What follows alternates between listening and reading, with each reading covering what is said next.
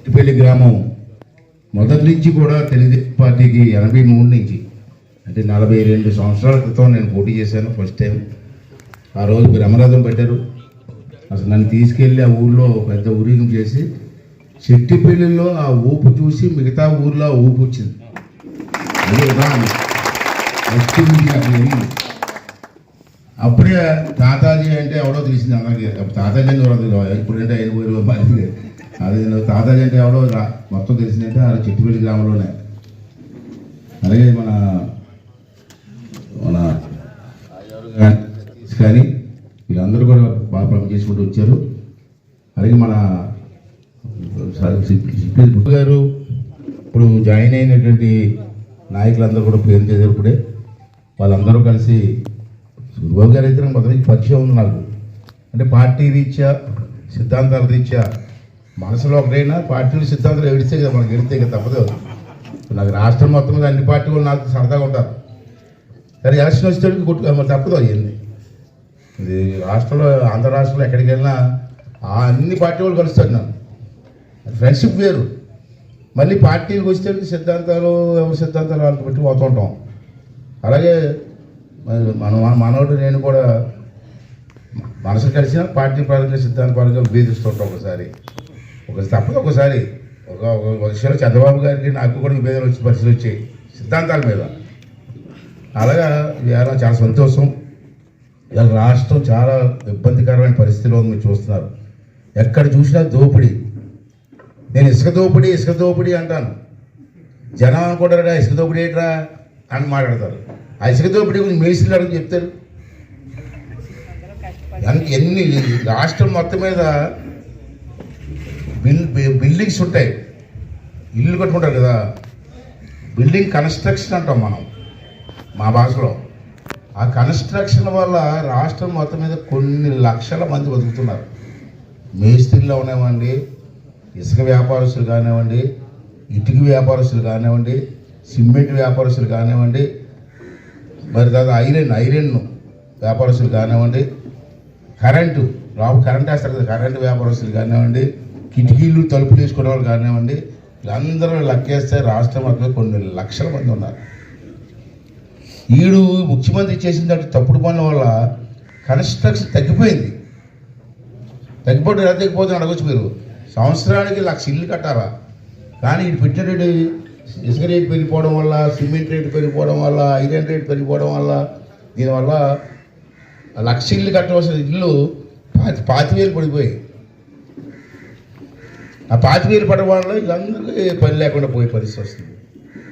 Iron ఉంది, current రేట్లు పెంచాడు, ఐరన్ రేట్ పెరిగిపోయింది. కరెంట్ ఉంటే కదా ఐరన్ అవుతుంది బయటికి. ఇలా రకరకాల సిమెంట్, భారతీయ సిమెంట్, ఆ భార్య ఫ్యాక్టరీ, ముఖ్యమంత్రి భార్య భారతమ్మ, ఆవిడదే ఫ్యాక్టరీ. ఎవరు సిమెంట్ కొన్నా అక్కడే కొనాలి, అక్కడ బయట కొనడానికి వెళ్ళలేదు. ఇలా అక్కడ రేట్ ఎక్కువ. ఇలా రకరకాల దీని మీద ట్రాన్స్పోర్ట్ ఇవన్నీ కుదిలేపోయాయి. అంచేత ఇటువంటి సమస్యలన్నీ పోయి రాష్ట్రం దివాలా తీసి పరిస్థితి వచ్చింది. ఇవి తెలీదు. సంవత్సరానికి వడ్డీ 50 కోట్ల రూపాయలు, అంతేనే 50,000 కోట్లు. రాసుకున్నారా? చెప్పారా? సంవత్సరానికి 50,000 కోట్లు వడ్డీ కడతాడండి. ఇటు చేసిన అప్పు 50,000, 50 కాదు 50,000 కోట్లు. ఎప్పుడు తీరుతుంది? ఎక్కడ తీరుతుంది? బ్రాందీ షాపులు అప్పు తెచ్చాడు ఎవడన్నా? ఏ ముఖ్యమంత్రిరా బ్రాందీ షాపుల మీద అప్పు తెచ్చాడు? ఎన్ని సంవత్సరాలు తెలుసా? 25 సంవత్సరాలు, 25 సంవత్సరాలకు అప్పు తెచ్చాడు. ఇది 3 నెలల్లో జైలుకి పోతాడు. ఇడు అప్పు ఎవడు కడతాడండి? చంద్రబాబు కడతాడా లేకపోతే పవన్ కళ్యాణ్ గారు కడతారా? ఎవడన్నా బుద్ధి ఉన్నవాడు ఎవడన్నా అప్పు తెస్తాడండి బ్రాందీ షాపుల మీద? గెలిచిన వెంటనే బ్రాందీ షాపులు తీసేస్తాడని ఆడవాళ్ళందరికీ మాటిచ్చాడు. మాటిచ్చి అప్పు తెచ్చాడు. అది మగవాడు. ఇటువంటి పరిస్థితి దానికే బాధపడినా చేసిన సంతృప్తి నాకు ఉంది. ఆడు చెయ్యకపోయినా కొడుకు అంటాడు. ఆడు కొడుకు పుట్టవు. ఎవడు కొడుకుని పడుతుంది? నా కొడుకు అయితే దాన్ని మనం చేస్తాం, కర్మ మనం చేస్తాం. అంచేది మనం ఏం చేసి ఎందుకు చేసాం. మళ్ళీ దేవుడి దయ వల్ల, భగవంతు దయ వల్ల, మీ అందరి దయ వల్ల, మీ ఆశీర్వాదంతో రేపు గెలిచిన తర్వాత రాబోయే 5 సంవత్సరాలు కూడా మిగిలిన కార్యక్రమం చేసి మీ రుణం తీసుకొని నేను వెళ్ళడం జరుగుతుందని చెప్పి కూడా ఈ సందర్భంగా చెప్తాను. నేను ప్రత్యేక ఒకటి మాట్లాడుతున్నాను, ఆఖరికి ఒకటే ఉంటున్నాను. నాకు కూడా వయసు రీత్యా కొన్ని ఇబ్బందులు ఉన్నాయి, 67 సంవత్సరాలు వచ్చాయి. ఈ అవకాశం నాకు ఆఖరి అవకాశం మీ అందరికి తెలిసింది. దానిలో దాబెడుకుంది 5 సంవత్సరాల అవపదికి 70 దాటిపోతాయి. నాకు ఈ 70 తర్వాత ఈ ఎలక్షన్ పోటీ చేస్తాను, ఎక్కడికి వెళ్తాను నేను.